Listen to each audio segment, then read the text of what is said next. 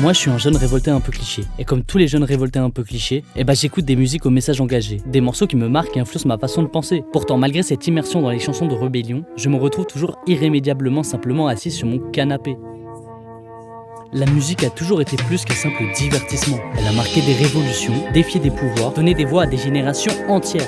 Certaines chansons ont changé des idées, des mentalités, voire l'histoire. Aujourd'hui pourtant, on entend encore beaucoup de musique qui parle de rébellion, qui critique le système. Mais bordel, il n'y a rien qui change. Les musiques semblent être devenues incapables, ne serait-ce qu'effleurer notre société. Pourquoi ? Qu'est-ce qui a changé dans notre rapport à la musique, à la culture et à la rébellion ? Bienvenue, c'est ce que je vais essayer de décrire ici.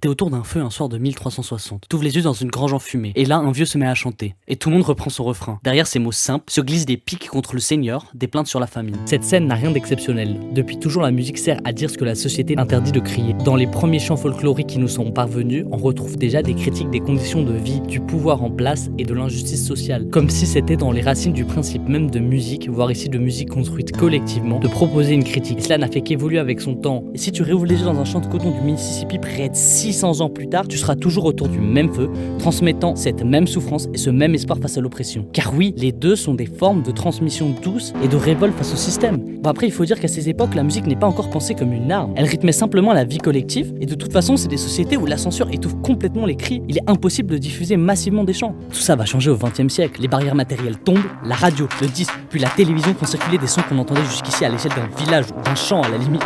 Et soudain, ce qui était murmure devient onde de choc. La jeunesse s'empare de cette puissance nouvelle. Des chants des droits civiques aux États-Unis au slogan de mai 68 en Europe, elle invente des styles musicaux qui rompent avec l'ordre établi. Les guitares saturent, les voix crient, les rythmes bousculent les convenances. Pour la première fois, la contestation n'est plus un murmure local, mais une bande-son mondiale. C'est la naissance des contre-cultures. Et ces contre-cultures-là, elles vont dénoncer la guerre, les discriminations raciales, les normes sociales rigides. Mon exemple préféré de cet âge d'or de l'influence de la musique, c'est l'implication du son de Koziski Africa dans la libération de l'Afrique du Sud.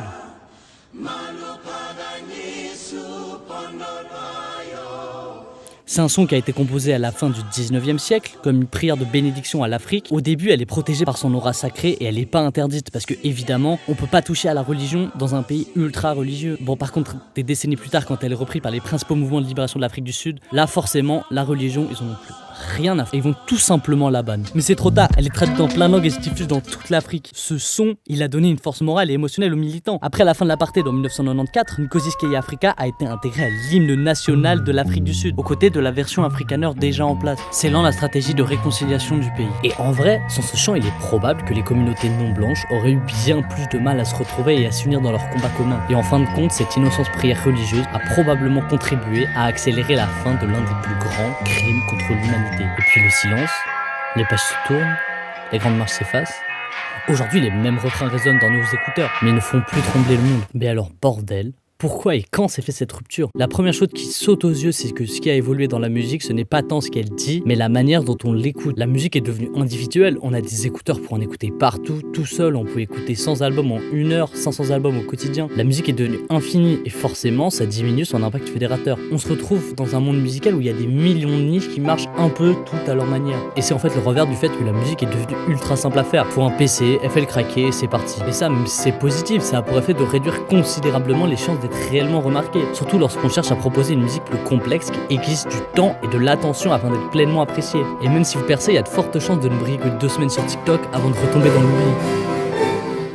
En vrai, vous comme moi, on reste le plus souvent sur une écoute superficielle sans jamais vraiment prendre le temps de laisser la musique s'installer et résonner en nous. À mon humble avis, la musique hyper sur TikTok est plutôt cool, contrairement à ce qui est dit en général. Mais bon, c'est évident que ce moyen de consommation plus des hits qui parlent par eux-mêmes. Il faut dire que dans ce monde underground musical, il y a un maillon qui a un peu disparu, c'est celui du label, voire du label indépendant. Sauf qu'en fait, un label, quand il faut travailler avec rigueur, en théorie bien sûr, il joue un rôle de véritable curateur. Il a sa propre DA et il fait des choix éditoriaux. Et donc, grâce à leur force de frappe, il pouvait mettre en avant certains messages et leur donner une visibilité durable. Cette fragmentation a ouvert la porte à un phénomène en fait logique. La rébellion est plus que jamais essentialisée en un facteur identitaire. Et dans ce cas-là, beaucoup ont compris que jouer sur cette corde-là, ça permettait de percer. Aujourd'hui, les contre-cultures, ça n'existe plus vraiment.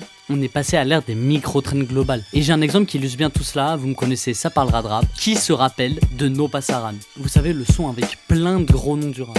Alors c'était cool, hein, mais ça a surtout montré l'incapacité des rappeurs modernes à influencer le monde médiatique. Globalement, plus personne n'avait quelque chose à foutre la semaine d'après. Et si je prends cet exemple, c'est que pour moi, il illustre bien la cassure qui a opéré dans l'industrie musicale. Parce que le titre du son No Pasaran, il fait référence à 11 contre les lois racistes, un son sorti en 1997 avec le même format. Et putain, les sons sont presque autant écoutés sur les plateformes. Je le répète, Zola, Kershak, RK, Sosomanes, Z, Uzi, A22 n'arrivent pas à faire buzzer leur son plus qu'un groupe de vieux croutons qui a sorti leur son il y a presque 30 ans. No Pasaran est raté, tout simplement parce qu'il prend que l'esthétique du contestataire sans vraiment que les participants choquent par leurs critiques. Normal, ils sont tous nés dans des multinationales qui n'hésitent pas à balayer les brebis galeuses qui dérangent trop le business. Entendez-moi bien, ça part d'une bonne intention et la rêve dans le titre est cool. Mais en faisant les choses à moitié, ils ont illustré le fossé dans lequel l'industrie musicale s'est foutue tout seul sur ce sujet. Tout le monde a réagi sur les réseaux sociaux tout en passant à autre chose en quoi quelques heures, allez 2 jours. Et soyons lucides, notre société glisse chaque jour davantage vers l'extrême droite, nourrie par la haine de tous les mouvements sociaux et collectifs. La musique, malgré ce qu'on aimerait croire, n'a rien de magique. Elle ne fait qu'amplifier une rage qui est déjà là, prête à exploser. Et le constat est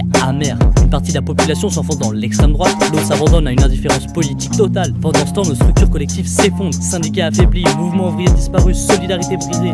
La décollectivisation nous laisse seuls face à un système qui prospère justement sous cette solitude. Et la musique en fait partie. En fait, ce n'est pas seulement la musique, c'est un peu tout l'art qui se dépolitise. Et la vie de ma mère, arrêtez de dire cette putain de phrase. Ne mettez pas la politique dans tout, comme si c'était possible, comme si la politique n'était pas déjà partout. On aimerait bien s'en passer et pas se prendre la tête avec ça. Mais c'est une illusion, parce qu'ignorer la politique, c'est laisser les autres décider à notre place. Et penser qu'on n'a pas le droit de défendre ses droits, c'est une erreur. Moi, mon existence sur YouTube, elle est politique.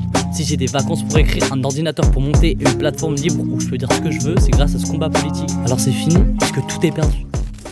Allez, relativisons un peu parce que j'ai que ça à foutre. Aujourd'hui, le terrain a changé. La lutte n'est plus massive comme à l'époque de la culture ouvrière ou des grands syndicats. Elle est devenue subtile, plus émotionnelle, plus individuelle. Mais elle est toujours là. Et la musique, comme les autres arts, continue d'influencer. Moins par des mouvements de masse, davantage en touchant des individus, en formant des communautés et en inspirant des résistances. Moi, de mon côté, je suis toujours sur mon canapé. Mais chaque fois qu'un refrain me serre le poing, je sais qu'une flamme existe encore. La musique sauvera peut-être pas le monde, mais elle peut au moins nous faire lever du canapé. Elle est plus un raz-de-marée, mais c'est encore une vague. Et tant qu'elle existe, il y a de l'espoir. Si tu veux que cette vague continue à grandir, abonne-toi, like et reste avec moi. You ask me, whether I approve of violence. I mean, that just doesn't make any sense at all. Some very, very good friends of mine were killed by bombs that were planted by racists.